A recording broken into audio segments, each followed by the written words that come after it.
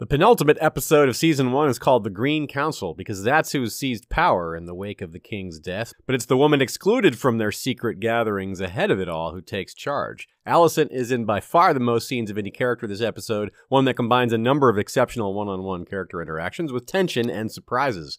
Queen Alicent's presence in the intro sequence is notable as well, as we get a clean shot of her 4 children and 3 grandchildren. That's right, 4 children and 3 grandchildren. One of her sons, Daeron, is in Old Town with his dragon, Tessarion. All 3 of her grandkids come from the marriage of Aegon to Helaena. We see the twins Jaehaerys and Jaehaera in this episode. One would guess these twins are destined for marriage, as after today's coronation, they'd be next in line.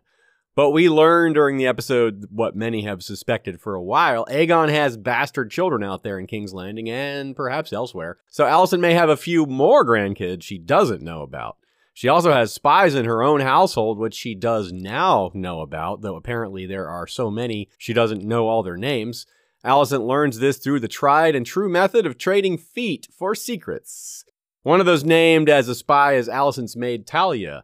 It bears mention that Lord Larys may have tortured the information out of her, or at least threatened to, as well as the information that her employer is the White Worm. Later, we see one of Larys' agents committing another round of arson like he did at Harrenhal, apparently this time one of the White Worm's establishments, probably the same place we see her meet with Otto.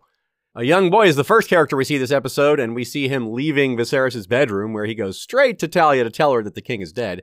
Talia wakes the queen to inform her, who grieves briefly before telling Talia to keep quiet. In fact, all the castle servants are rounded up and put in cells, which is why Larys had access to them. But first, Talia places a candelabra with 7 candles in the window, clearly a prearranged signal to the White Worm. We see the servants rounded up through Rhaenys' eyes as she watches them herded up from her interior balcony. She's already been locked up herself, but in her chambers instead of some cell. Too bad Rhaenys doesn't seem to know about the Red Keep's many secret passageways, but it turns out she doesn't need them. And if she had used them, we might not have gotten the excellent scene between her and Alicent. The queen asks the queen who never was to back her side, citing that Rhaenyra's side is responsible for the deaths of her children and harmful ambitions of her husband, among other things. She wants to overwhelm Rhaenyra to show her that the Green faction is too powerful to even challenge in the first place, to stop the thought of war before it begins. She's moving quickly, as she had just learned her father and the rest of the small council, most of them anyway, had been planning in secret to usurp the throne for her son. When they met to announce Viserys' death, they referred to their advanced preparations.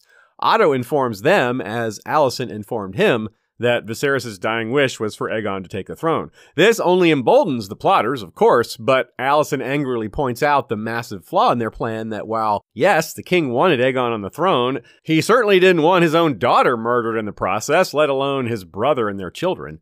Lord Beesbury is even angrier and calls it treason. Clearly he was not involved in the plans ahead of time, nor was Lord Commander Westerling. Criston tries to put Beesbury back in his seat and manages to kill him. Those council balls are more dangerous than we thought. When Otto orders Westerling to take the Kingsguard to slaughter Rhaenyra and her family, he refuses, resigning his position rather than accept the order. Alicent seizes this opportunity to regain the initiative, part by naming Cole Lord Commander in place of Westerling. Back in Game of Thrones, Renly told Ned that he who controls the king controls the kingdom. In this episode, it's a variation on that of sorts, where he or she who controls the king controls the coronation. If she can get to her son first, she can control the timing of the coronation and the negotiations with Rhaenyra. If not, Otto and the council might delay the announcement of the coronation in order to follow through on their plans of assassination before the element of surprise is lost. As Otto sends out the twin Kingsguard, Sir Eric and Sir Arik, to find Aegon, Alicent sends Sir Criston and Prince Aemon to do the same. Helaena repeats her prophetic warning, beware the beast beneath the boards. Sir Eric has been Aegon's personal Kingsguard for years now and has seen how terrible the prince is. He uses this time out in the streets to convince his brother of that, but it doesn't seem to work, even as astonishing further evidence mounts. For example, Aegon seems to prefer spending time in underground fighting pits where children with filed teeth are enslaved like gladiators, but treated worse than abused animals. And apparently he's had children with women in these establishments, with the suggestion that his own bastards could end up in these fights. An agent of the White Worm offers to lead them to Aegon, but only if they arrange a face-to-face meeting with the Hand.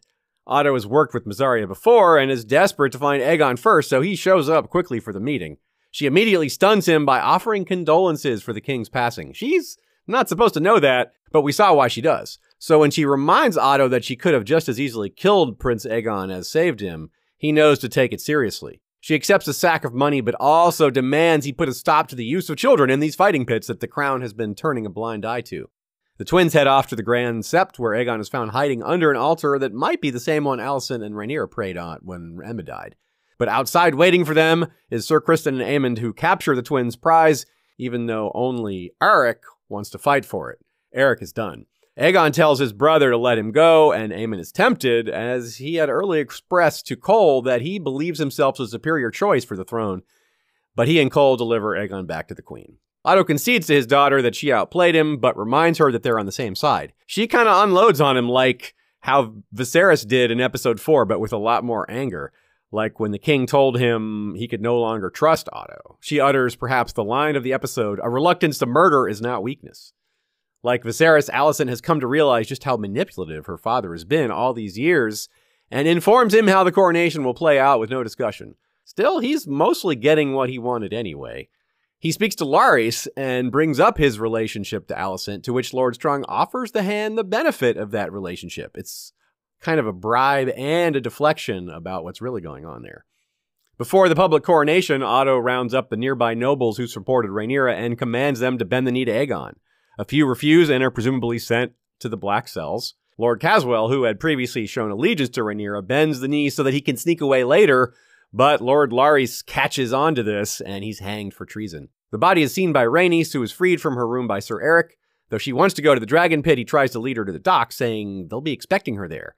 He seems unaware that the coronation will take place at the Dragon Pit, and ironically, they are separated by the surging crowds toward the Dragon Pit.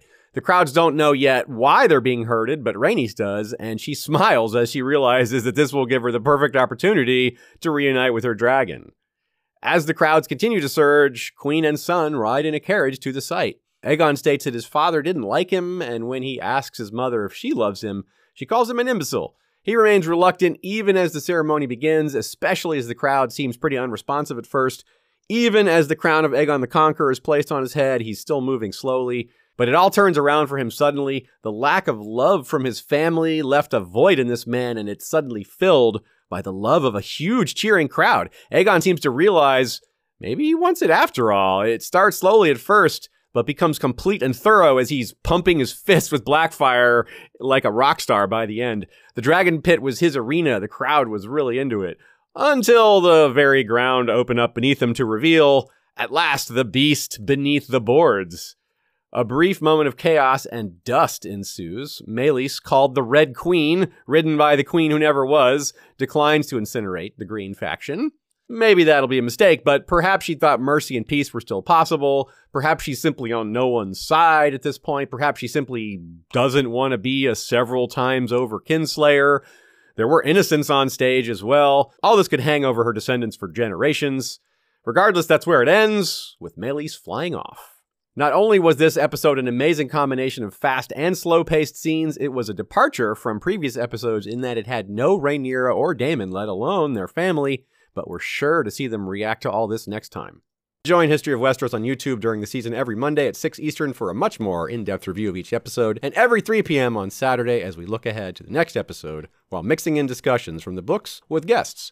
If you can't make the live streams, you can watch or listen to the replays anytime afterwards. They'll also be available wherever you consume podcasts. Alongside our House of the Dragon coverage, you'll find that over the last 10 years, we've created hundreds of other episodes about A Song of Ice and Fire, Fire and Blood, Dunk and Egg, and everything else Westeros, Essos, and beyond, past, present, and future.